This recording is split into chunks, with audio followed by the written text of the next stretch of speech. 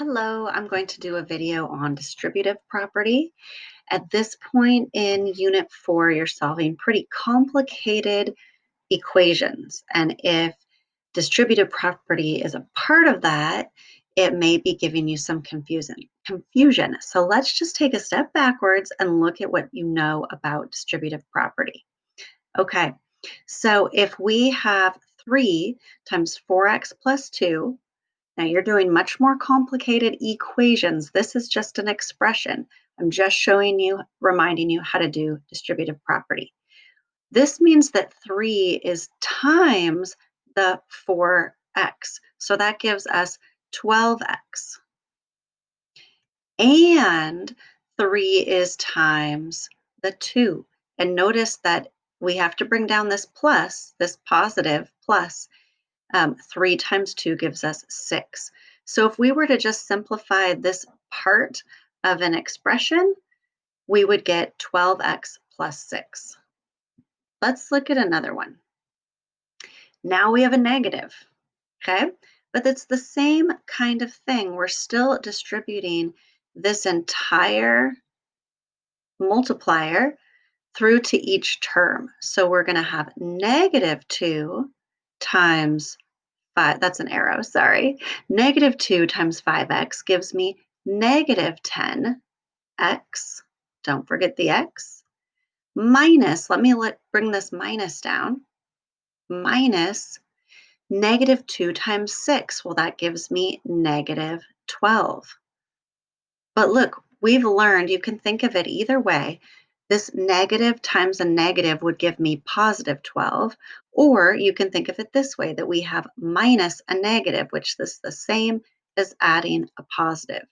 Either way, you need to end up with negative 10x plus 12. Why is it plus? Well, because negative 2 times minus 6 is positive 12. Negative times a negative is a positive. All right, let's look at a third one. So these are what kind of a piece of what we saw today. They got even more complicated because now we had something in front of the distributive property. We had a 5 all by itself. So this is just a 5 all by itself. I'm going to have to erase the rest of that. Sorry, really didn't want to do that. Erase that. It's just a 5 all by itself. It's this minus 3 that we are distributing through to the entire expression, to these terms. This minus 3, we're not just subtracting 3, we're subtracting 3 times 2x, and we're subtracting 3 times 7. Okay, so we're subtracting all those chunks, and we have to multiply those first. So we're going to bring down our 5. We still have a 5, but we're not just subtracting 3, we're subtracting 3 times 2x, so we're subtracting 6x. We're not just subtracting 3, we're subtracting 3 times 7, so we're subtracting 21.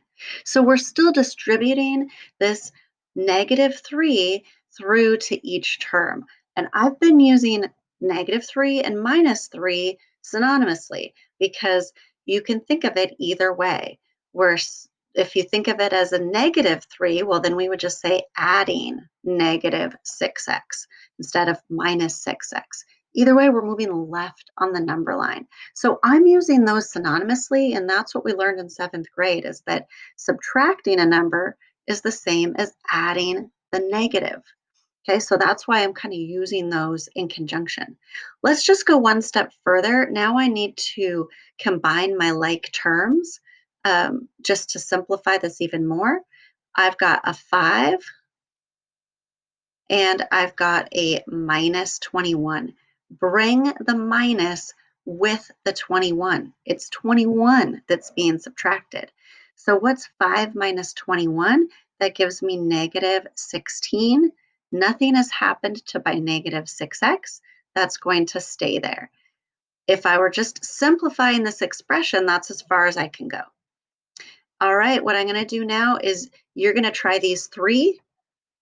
In real time, I'm just going to move on, but you would pause the video right here and try these three. Okay, you should have tried them on your own because I'm going to reveal. Here we go. I would do distributive property, and I'd get 3 times 2x gives me 6x. 3 times 7 gives me 21. I need to bring that minus along. This next one's just a little different. Now it's a -3. How does that change things? Well, negative times a positive gives me -6x. -3 times -7 gives me +21. You can think of it two ways. Go back to that last example on slide slide 2. You can go back in the video and look at that one of why negative times a minus is giving us a plus. I gave two reasons why. Now let's look at this more complicated one.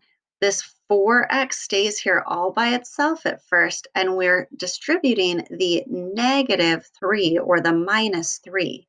You distribute that through, and you get this 4x just comes right over here. Nothing happened to it. It stays put, but we get -6x plus 21. See how it was similar to what we were doing up above? How it was similar to this? That same thing is right here. The only difference is there's a 4x hanging out in front of it. Simplify it just a bit further because we do have some like terms, and you combine 4x with -6x and you get -2x. The 21 doesn't change. All right, hopefully that gives you a little bit of a review on distributive property. You could make up some of your own, switch some of these numbers and try it yourself. And then go back to today's lesson where there were these long, complicated equations and see if you can find these pieces and parts in those so that you can solve them. All right, good luck.